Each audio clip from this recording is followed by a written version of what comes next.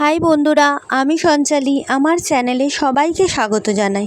আশা করছি সবাই খুব ভালো আছেন, সুস্থ আছেন। আজকের হচ্ছে শুভ জন্মাষ্টমী। তো সকালবেলা উঠেই রান্নাঘরটা আগে পরিষ্কার করে নিয়েছি, আর ঠাকুরের বাসনগুলোও ধুয়ে রাখা হয়েছে। আর এখন বসাবো পায়েস। চলুন তাড়াতাড়ি বসিনি, কারণ পায়েসটা হতেই তো সময়টা লাগে অনেক। তারপর একে একে একটু কিছু রান্না আছে। তো এখন এই যে এই ডেচকিটা আছে, এই ডেচকিটা মেজেই রাখা হয়েছে। আর এখন পায়েসটা বসিয়ে নেবো তাড়াতাড়ি, কারণ দুধটা ফুটতেও সময় লাগে আর হতেও সময় লাগে অনেকটা। আর এটা হচ্ছে আটার গামলি, এটা ঠাকুরেরই। গামলাটা অনেক বড়, তাই না? আর এখন এই যে এই ডেচকিটাতে করেই আজকে পায়েস করব। আচ্ছা, এটা হচ্ছে গরুর দুধ। সকালবেলায় গোয়ালা দুধ দিয়ে গেছে, তো ওইটা কি করব, ওই একসাথে দুধের সাথে মিশিয়ে দিয়েছি।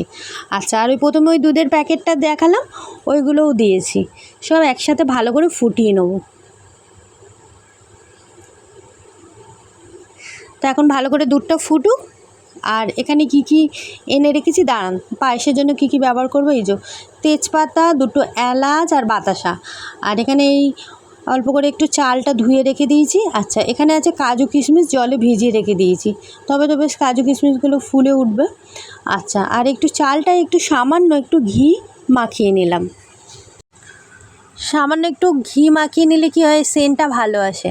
আচ্ছা, আজকে যে পায়েসটা করছি এটা হচ্ছে 1.5 লিটার দুধে, 1.5 লিটার দুধ।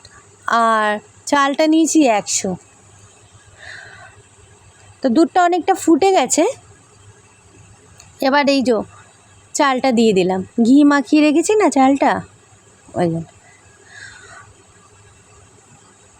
আজকের গোপাল পুজোর ভোগে করব লুচি, পায়েস আর একটু কিছু অল্প করে ভাজাভুজি। তো এইগুলোও শেয়ার করব আপনাদের সাথে নেক্সট ভিডিওতে। আর আমার ভিডিও যদি আপনাদের ভালো লেগে থাকে, প্লিজ বন্ধুরা চ্যানেলটিকে কিন্তু লাইক করবেন আর শেয়ার করবেন আর সাবস্ক্রাইব করে চ্যানেলটির পাশে থাকবেন।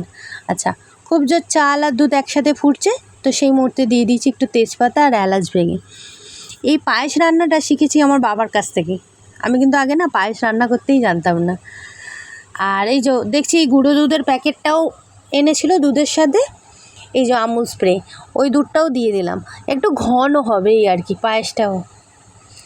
আর হয়ে এসছে, চালটা দেখছি না অনেকটা সিদ্ধ হয়ে এসছে। তো এখন দিয়ে দিলাম ওই যে কাজু কিশমিশগুলো, জলে ভিজিয়ে রেখে দিয়েছিলাম। আর সব শেষে দেবো বাতাসা। এই যে এতটা মতন বাতাসা আছে, মিষ্টিও হবে আর একটু কালারটাও আসবে সুন্দর। পায়েসের গন্ধে পুরো সারা বাড়িটা মোমো করছে, এত সুন্দর গন্ধ বেরোচ্ছে। আর পায়েসে তো বাতাসা দিয়েছি, আবার একটু চিনিও দিয়ে দিলাম, যদি মিষ্টিটা যদি কম হয়।